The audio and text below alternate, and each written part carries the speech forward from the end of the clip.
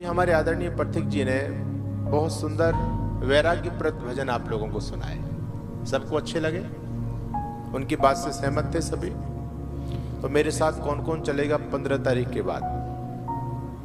अरे वैराग्य की बात को यहीं छोड़ करके जाओगे या कुछ पल्ले भी बांध के ले जाओगे? हैं? जब पथिक जी की बात, तेरा तुझको अर्पण क्या लागे मेरा, बस यहीं की यहीं छोड़ दिया। देखो, ये जो कार्यक्रम होते हैं, इन कार्यक्रमों का केवल एक ही उद्देश्य होता है। ये कार्यक्रम हमको जगाने के लिए किए जाते हैं, है ना? आप लोग ये सोचेंगे क्या स्वामी जी हम सोए हुए हैं? निश्चित रूप से सोए हुए हैं। सोया हुआ केवल आप उसको ही ना माने जो व्यक्ति चारपाई पर चद्दर तान करके आंख बंद करके सो रहा हो। सोया हुआ उसको भी माना जाता है जो व्यक्ति अपने कर्तव्यों को भूल जाता है, उसको भी कहते हैं ये भी व्यक्ति सोया हुआ है। आज हम इस संसार में पूरी तरह से ऐसे सो रहे हैं, हमको कुछ भान ही नहीं है कि हमको धरती पर आकर के करना क्या था। भूल चुके हैं पूरी तरह से। हमारी स्थिति कोलू के बैल जैसी हो गई है। कोलू का बैल देखा है आप लोगों ने? कोलू का बैल, पहले कोलू बैल से चला करते थे। आप तो राजस्थान के लोग हैं, सभी जानते हैं। किसान बैल को कोलू में जोत दिया करता था और बैल चारों तरफ उसके चक्कर काटते रहता था, है ना? थक जाता था तो किसान थोड़ी देर के लिए खोल देता था, उसको थोड़ी खल चारा दिया करता था। थोड़ी देर वो विश्राम करता था, उसके बाद फिर बैल को उसी में जोत दिया करते थे। बैल फिर उसके चारों तरफ घूमता रहता था, फिर थक जाता था तो फिर पानी पिलाया, चारा खिलाया, थोड़ी खली खिलाई, विश्राम कराया, उसके बाद फिर उसी कोली में जोत दिया। तो बैल की सारी जिंदगी उसके इर्द गिर्द घूमते घूमते ही निकल जाया करती थी। हमारी भी स्थिति कोलू के बैल जैसी इसलिए हो गई है कि हम भी, हमारी एक परिधि बनी हुई है, उस दायरा से ऊपर उठ करके हम सोचना ही नहीं चाहते। और दायरा हमारा क्या है?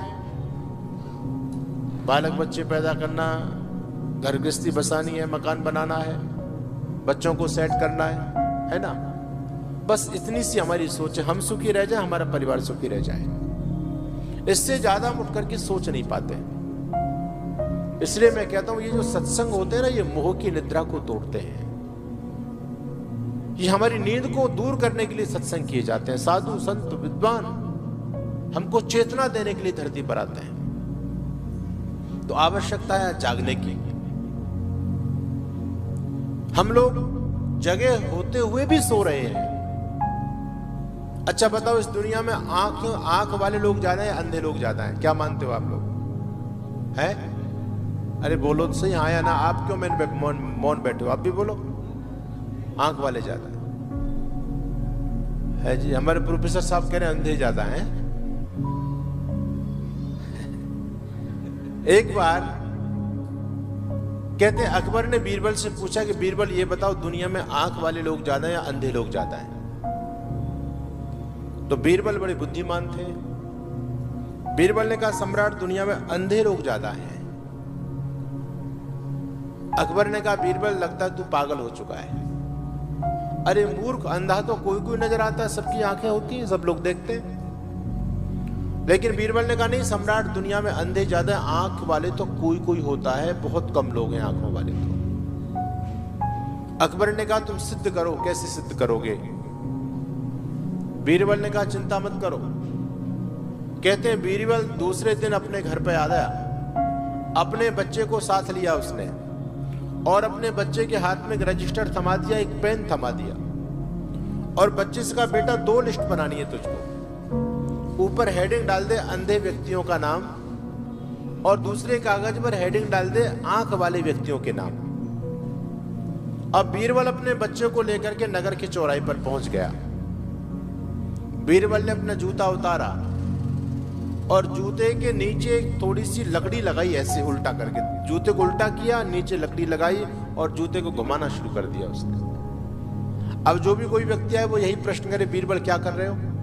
अरे बीरबल ये क्या कर रहे हो? तो बीरबल कहता भैया इसका नाम लिखो अंधे लोगों में, इसको दिखाई नहीं दे रहा मैं क्या कर रहा हूं, नाम लिखो इसका। धीरे धीरे लोग आते चले गए, लोग पूरे, अब बीरबल सामान्य व्यक्ति नहीं, बड़ा बुद्धिमान व्यक्ति है। बीरबल ऐसी हरकत करे तो पूरे नगर में बात फैल गई।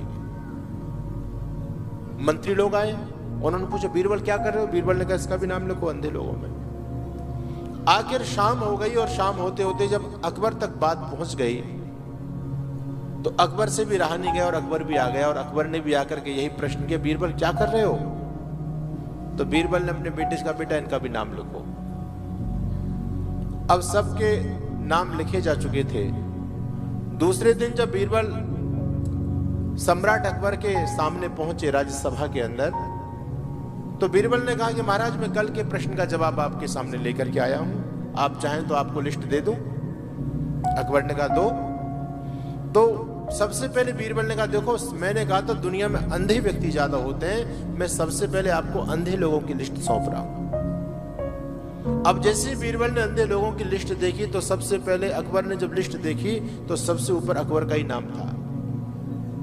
अकबर ने कहा बीरबल तू पागल हो गया है, अरे मूर्ख तुझको मैं क्या अंधा नजर आता हूं? बीरबल ने कहा सम्राट यदि आपको दिखता होता ना तो आप ये नहीं कहते कि बीरबल क्या कर रहे हो, क्या आपको दिखाई नहीं दे रहा था मैं क्या कर रहा हूं?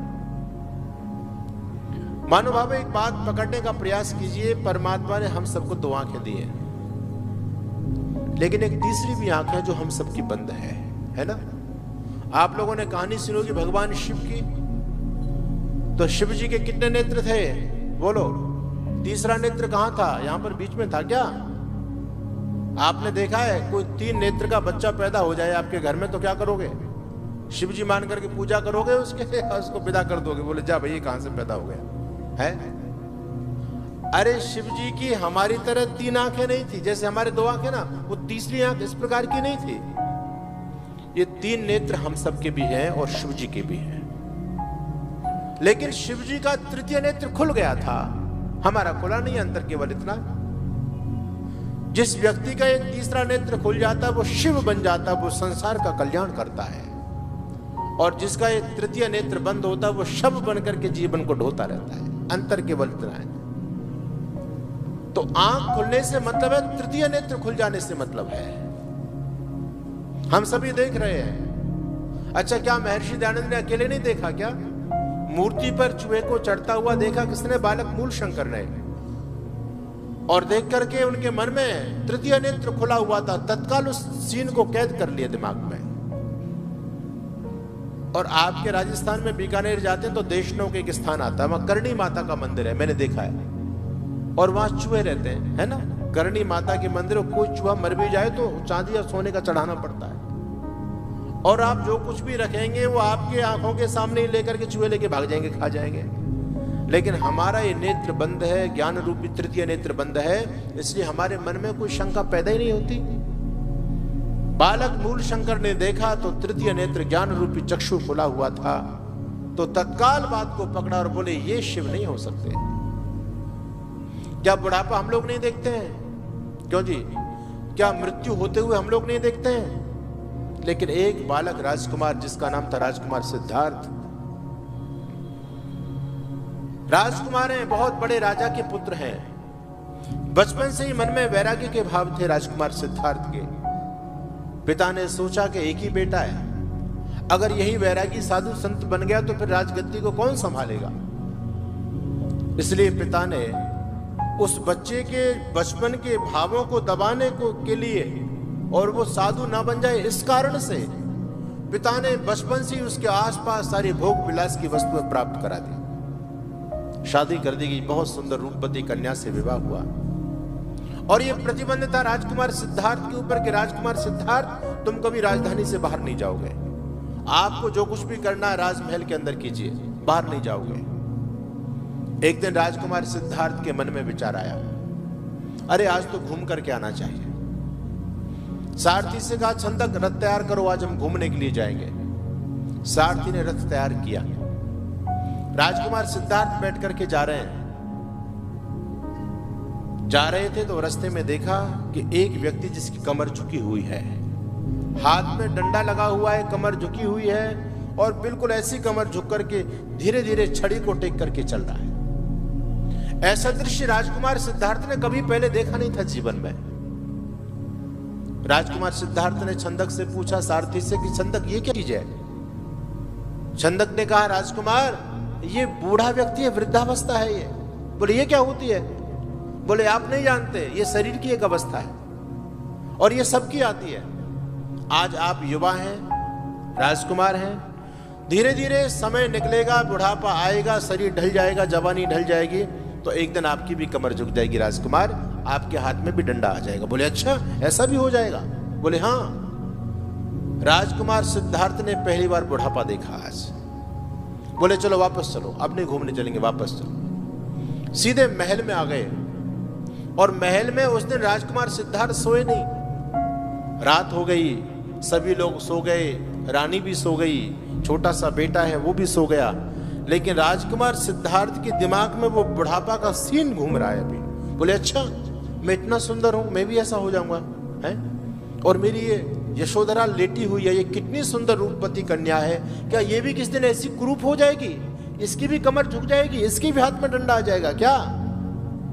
राजकुमार सिद्धार्थ सोते नहीं है। राष्ट्रकवि मैथिली शरण गुप्ती जी ने पुस्तक लिखी यशोधरा, पूरा चित्रण है उसमें, और रात्रि के अंधेरे में क्या गुनगुना रहे हैं? देखी मैंने आज जरा, जरा कहते हैं वृद्धावस्था को, देखी मैंने आज जरा, अरे क्या ऐसी ही हो जाएगी मेरी प्यारी यशोधरा, देखी मैंने आज जरा। बोले आज मैंने बुढ़ापा देखा है और मेरे जीते जी इतनी सुंदर मेरी पत्नी यशोधरा भी ऐसी हो जाए तो मेरे जीवन को धिक्कार है। रात भर नहीं सोए, सुबह हुआ, छंदक को जगाया, छंदक चलो आज फिर घूमने चलेंगे।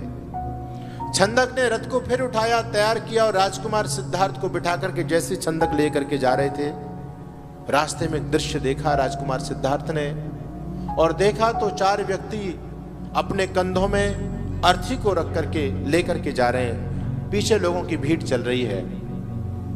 किसी व्यक्ति की मौत हो चुकी थी। राजकुमार सिद्धार्थ ने सारथी से पूछा कि ये क्या है?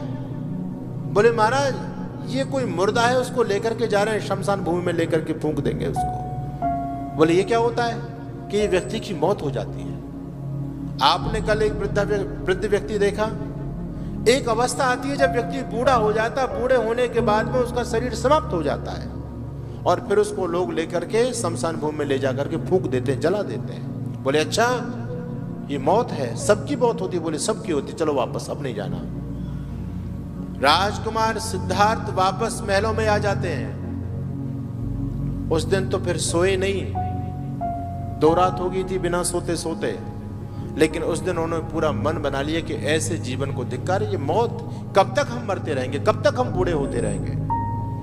आखिर राजकुमार सिद्धार्थ ने रात्रि के गहन अंधकार में, जब पूरी दुनिया, पूरा राज्य सोया हुआ था, अपनी राजधानी में ठोकर मार दी और सब कुछ छोड़ करके निकल पड़े जंगलों के अंदर, उस परम तत्व को पाने के लिए, इस मृत्यु को समझने के लिए, इस बुढ़ापे को समझने के लिए। क्योंकि देखा था, वास्तव में आंखें खुली थी, तीसरा नेत्र खुला हुआ था और राजकुमार सिद्धार्थ महात्मा गौतम बुद्ध बन करके लोगों को धर्म का उपदेश देकर के दुनिया में प्रसिद्ध हो गए।